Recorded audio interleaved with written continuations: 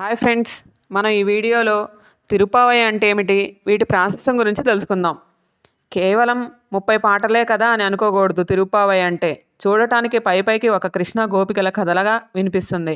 ఒక దూది పువ్వుని విప్పుతూ పోతే ఎలా విస్తరించగలదో, తిరుప్పావై ఒక్కో పాటలు విప్పి చూస్తే అందులో గంభీరమైన రహస్యాలు కనిపిస్తాయి. ఇందులో రామాయణ భాగవత సన్నివేశాలు నిక్షిప్తమై ఉన్నాయి. ఇకపై వేదాలు ఉపనిషత్తులు చూపిన మార్గం ఇమిడి ఉంది. అందుకే తిరుప్పావైని 5వ వేదం అంటారు. మరి ఈ తిరుప్పావైని అందరూ చేయవచ్చా? అందరూ చేయవచ్చు ఈ వ్రతం.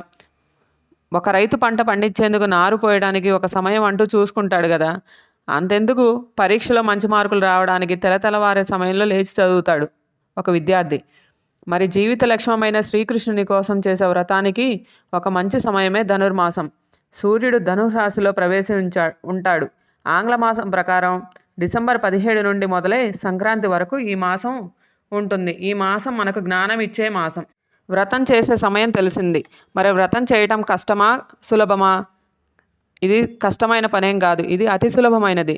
తెల్లవారే సమయంలో స్నానం చేయటం, ఆ రోజు పాసురం చదివి ఆపై శ్రీకృష్ణుడికి పొంగలి ఆరగింపు చేయటం, ఇక ఆయా పాసురాల అర్థం వినడం అంతే.